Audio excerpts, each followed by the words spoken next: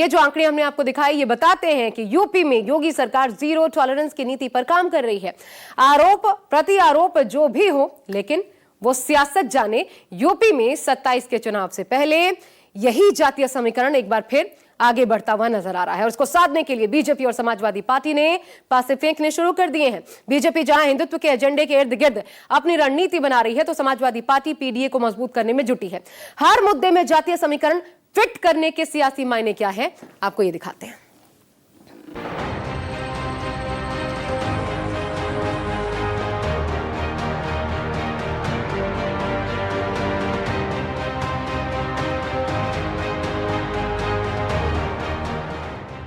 Fake encounter के मुद्दे ने यूपी में सियासी पारा हाई कर दिया है। अखिलेश यादव ने एनकाउंटर को पीडीए और जाति से क्या जोड़ा, बीजेपी भी इसके काउंटर में उतर गई, क्योंकि बीजेपी जानती है कि अगर अखिलेश का पीडीए दाव 27 में चल गया तो 2024 के लोकसभा चुनाव की तरह बड़ा नुकसान हो सकता है। एनकाउंटर पर सवाल उठाते हुए अखिलेश यादव ने कहा कि यूपी में सबसे ज्यादा मुसलमानों का एनकाउंटर हुआ और उसके बाद ब्राह्मण समाज के लोगों का।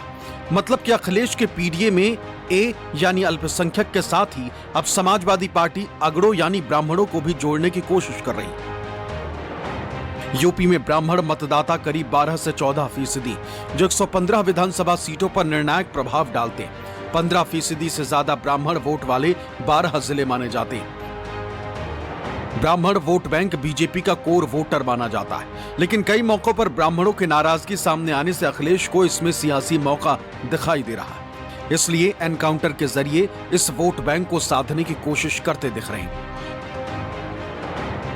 बीजेपी और समाजवादी पार्टी दोनों की नजर ओबीसी वोट बैंक पर भी है, जिसमें एक तरफ यादव वोट बैंक है तो दूसरी तरफ गैर यादव ओबीसी जातियां अहम है। इन्हीं में राजभर वोट बैंक भी आता है, जिसको समाजवादी पार्टी ने एनकाउंटर मुद्दे पर पोस्टर लगाकर साधने का दाव चला है।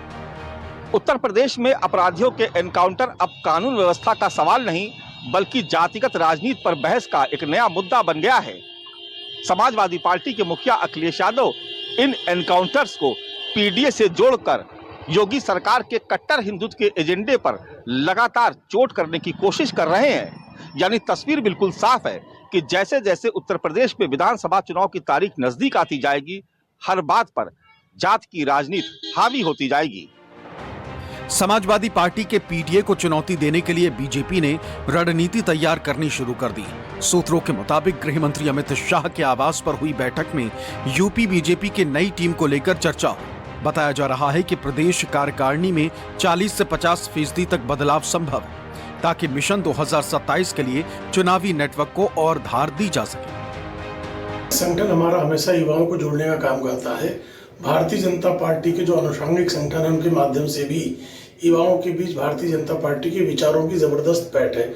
और आदरणीय नरेंद्र मोदी जी जो हैं, वो बाल्यावस्था, किशोरावस्था और युवावस्था के लोगों से भी डायरेक्ट कनेक्ट करने के गुरु में जो है माहिर हैं, और इसका लाभ भारतीय जनता पार्टी को मिलता रहा है। बीजेपी की नई टीम के गठन में सामाजिक और क्षेत्रीय समीकरणों को भी प्राथमिकता दी जा रही है। पश्चिम यूपी में गुर्जर वैश्य, अवध में ब्राह्मण और ब्रज क्षेत्र में शाक्य लोध समुदाय को साधने की रणनीति पर काम चल रहा है। इसके लिए युवा चेहरों पर बीजेपी का फोकस है। ओबीसी और दलित प्रतिनिधित्व पर जोर, महिलाओं की भागीदारी बढ़ाने की तैयारी और बूथ मैनेजमेंट पर खास रणनीति बनाई जा रही।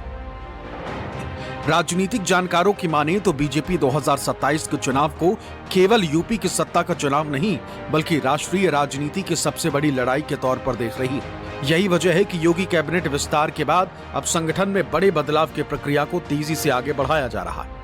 लखनऊ से मानस श्रीवास्तव और दिल्ली से कुमार गौरव की रिपोर्ट, न्यूज़ 24।